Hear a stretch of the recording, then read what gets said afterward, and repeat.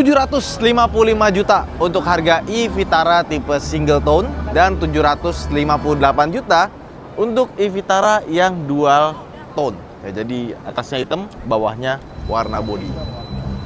Mahal sekali, yes. Gua tahu kalian pasti akan mengatakan itu dan pasti kalian akan menghujat.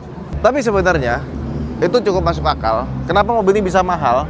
Bukan karena ngambil untuk kegedean, bukan. Karena mobil ini diimpor dari India. Dan kalau kita impor mobil dari India ke Indonesia, tapi mobil listrik, dia kena bea masuk 50%. Kalau mobil bensin, dia ada perjanjian, dia bebas bea masuk, jadi nggak kena tambahan 50% bea masuk ya. Dan beda sama mungkin BYD atau VinFast ya. Kenapa dia bisa nggak kena bea masuk 50%? Karena mereka punya perjanjian dengan pemerintah, dengan komitmen mereka akan membangun pabrik senilai sekian triliun ya, maka dia bisa mendapatkan free bea masuk sampai di terakhir tahun 2026 ini. Makanya 2026 ini VinFast dan BYD harus buatan Indonesia biar bebas biaya masuk 50%. Karena kalau kena biaya masuk, otomatis jadi mahal sekali ya. Dan Suzuki kebetulan dia nggak mungkin kena bebas biaya masuk 50% karena dia sudah punya pabrik di sini, kecuali dia bikin pabrik baru dengan komitmen. Tapi kalau misalkan nanti mobil ini di CKD, harusnya dia harganya mungkin bisa sekitar 400 jutaan lah ya, karena kan biaya masuknya bebas, tapi tetap kena PPN dan kawan-kawan. Oke, jadi ini e-Vitara dan ada kembarannya versi Toyota dengan harga yang lebih mahal 1 juta rupiah ya.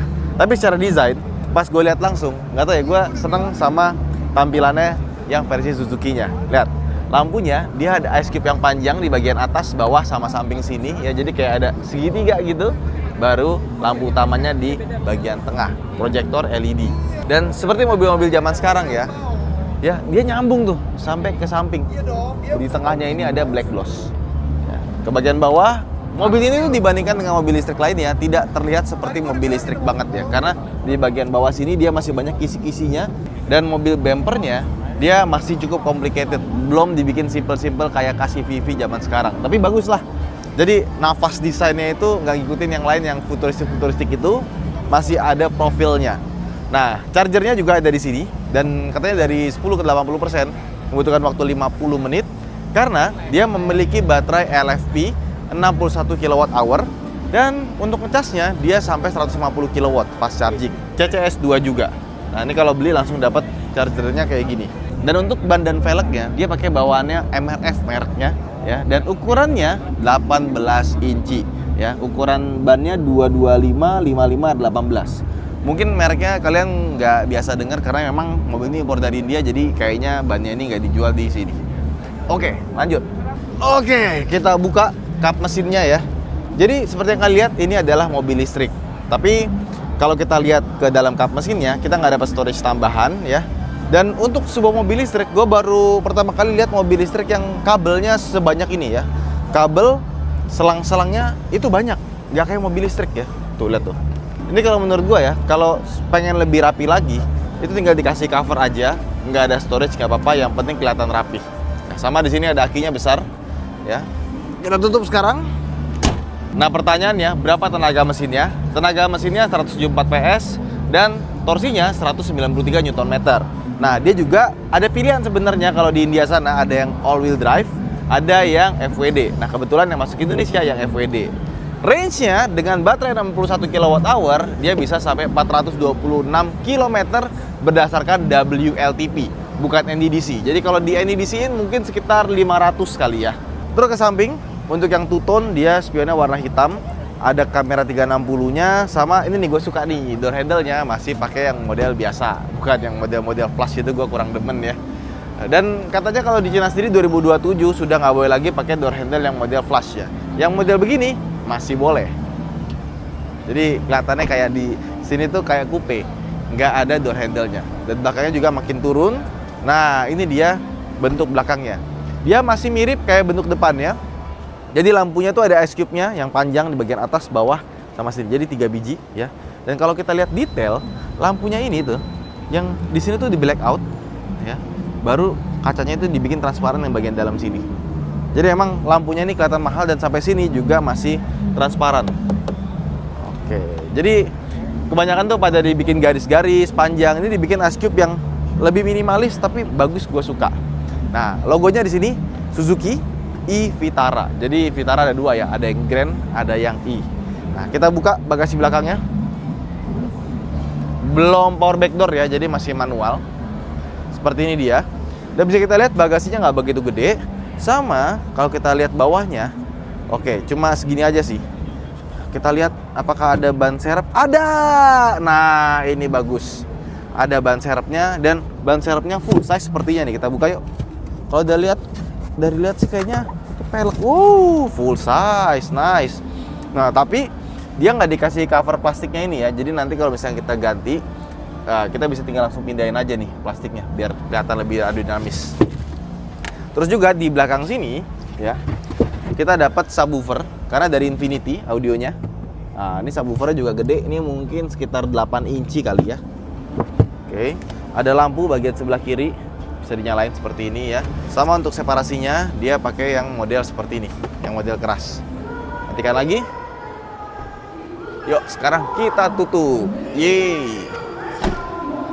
Kita masuk ke bagian interiornya. Kita dari belakang dulu kali ya. Nah, sekarang kita masuk ke dalam interiornya ya. Plafonnya warna hitam. Ini ada lampu. Nah, kita nyalain aja nih biar terang nih. Nanti videonya gelap ya. Kursinya memang dia cukup tegak, tapi kita dapat headroom yang gede. Ini sebenarnya kalau bisa dimundurin lagi pasti lebih enak ya. Dan kaki kita tuh masih agak sedikit naik ya, harus dikasih incline kit dikit. Dan legroomnya seperti biasa mobil zaman sekarang gede-gede ya. Terus kalau kita lihat nih, door trim lebih enak gini kan. Ini hard plastik ya, ini plastik juga, ada patternnya. Dan door trim di bagian sini itu dibikin kayak floating, tapi sebenarnya enggak nih. Tapi secara kelihatan tampilan dia kayak floating ya.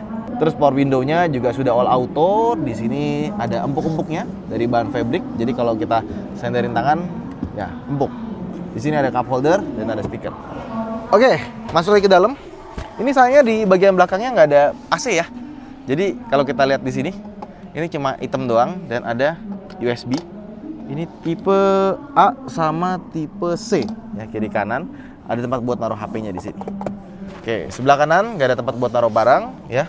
Terus kursinya, bagian sini tuh kulit, ada perforated-nya bolong-bolong, sama di tengahnya ini ada fabriknya. Nah, terus kalau misalkan kita tarik di sini ya, set. Nah, dia bisa jadi armrest, ada cup holder 2 biji. Nah, ini buat apa nih? Jadi, ini kan ada mekanismenya buat ini ya, nurunin ya. Nah, kancingannya ada di sini dan lihat deh. Dia model hooknya tuh kayak gini. Gitu. Jadi kayak tiang sendiri gitu loh. Oke. Makanya ada beginian yang dari karet. Let's go. Sekarang kita ke depan. Yuk. Nah, masuk ke dalam interiornya.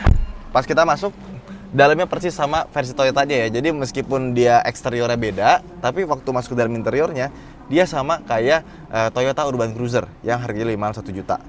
Nah, masuk ke dalam sini, sebenarnya mobil ini, nah ketika masuk ke dalam, setirnya cukup gede ya. Jadi kalau kita lihat ya, lingkar bawahnya itu kan rata, atasnya rata, tapi digedein bagian sininya. Kenapa? Karena di balik sini ada speedometer ya, udah full digital, bagus. Kita tinggal pencet push start stop switch ya. Oke, nggak ada kunci. Tapi ininya loh, tebel banget loh ininya, dagingnya di atas sini. Nah, cuma nggak terlalu kelihatan kayak Stargazer yang generasi pertama ya, karena bagian di sininya tuh dikasih glossy gitu. Jadi kayak bagian dari layarnya, meskipun layarnya cuma segini aja gitu. Kalau sampai ke atas emang nggak bisa kelihatan sih. Mungkin kalau lebih asik dibikin terpisah kali ya. Ini di sini sampai sini aja, habis itu di sini ada lagi gitu kan. Karena kalau kayak gini dagingnya tuh kelihatan banget gitu. Nah, untuk interior sendiri kombinasi antara hard plastik sama soft touch. Kayak misalkan di sini tuh hard plastik semuanya. Ya. Ini gua kira waktu kita lihat dari mata, oh ini pasti hard plastik nih. Pas gue pegang, ternyata dia empuk. Jadi dari bagian sini sampai ke bagian sana, ini semuanya empuk-empuk ya. Termasuk ke bagian sisi driver dan bagian door trimnya. Jadi kalau kita lihat ke sini deh. Ini door trimnya beda sama yang belakang. Bagian sini tuh ada empuk-empuknya ya. Di sininya hard plastik.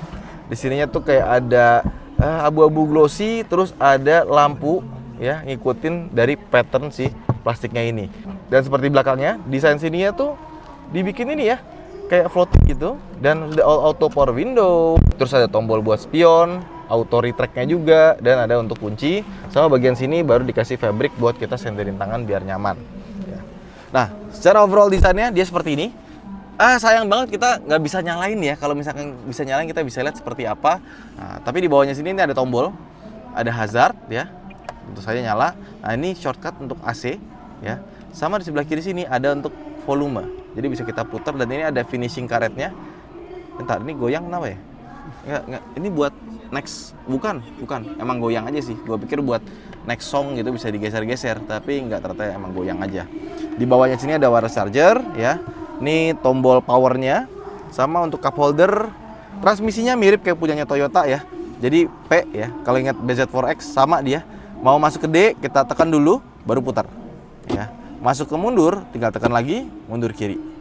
Nah, ini buat one pedalnya, ada mode snow, drive mode. Nah, di sini kosong. Nah, di sini ada untuk electronic parking brake sama auto hold-nya. Nah, karena dia floating, tentu saja bagian bawahnya gede dong. Tuh, dia ada tempat penyimpanan, ya, sama ada colokan 12 volt di bagian sini, ya. Terus sebelah sininya juga ada colokan buat ini nih, kabel USB buat ngecas HP kalian. Nah, bagian sini juga ada tempat penyimpanan ya. Oke. Dia berjenjang gitu loh, atas bawah. Nggak ada pendinginnya, tapi sekarang nggak ada AC-nya juga di bagian belakang ya. Ini empuk. Terus kalau kita lihat tombol setirnya di sebelah kiri sini, ini untuk audio.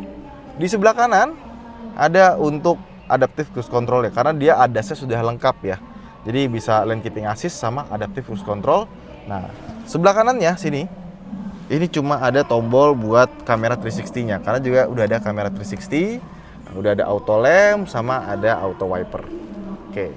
Terus kita ke atas sini bisa kita lihat. Nah, ini ada kaca tapi nggak ada lampu. Ini juga nggak ada lampunya.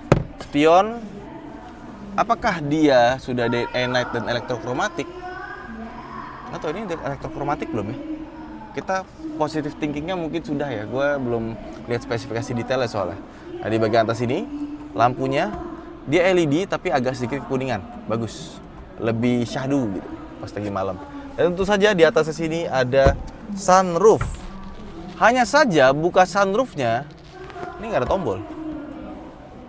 Gimana cara buka sunroofnya? Ada jalurnya kan? Ada kok, ada jalurnya buat membuka nih. Berarti bukanya harus lewat layar ya? Nggak ada tombolnya loh buat buka sunroof. Biasanya taruh sini nih. Apa mungkin ini unit prototype kali ya? Sama bagian sebelah kanan nggak ada pegangan tangan, sebelah kirinya ada audio dari Infinity. Gue belum tahu bagaimana suaranya, tapi di tengah sini dia nggak ada speaker centernya ya. Terakhir sebelum kita keluar, ini ada glove box ya. Sudah soft opening ya, cukup besar. Dan kursi sebelah kanannya dia sudah punya elektrik, tapi sebelah kirinya belum ya. Oke, bisa tilting juga nih. Jadi depannya bisa naik turun.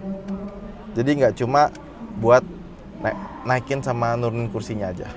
Oke. Jadi itu aja Suzuki e-Vitara ya. Bagaimana menurut kalian tentang mobil ini di luar dari harganya? Coba komen di bawah. Semoga Suzuki masukin mobil ini secara CKD biar harganya bisa jauh lebih terjangkau ya. Mungkin kalau harganya di 400 jutaan itu sweet spotnya sih. Karena mobil Jepang listrik, apalagi yang harganya di bawah 500 juta, yang proper, bukan mobil barang. Kayaknya cuma ini deh. Saya Ridwan Hanif, sampai jumpa di vlog berikutnya. Buat teman-teman yang pengen lihat e-Vitara secara langsung, bisa langsung ke IMS 2026 aja. Gas!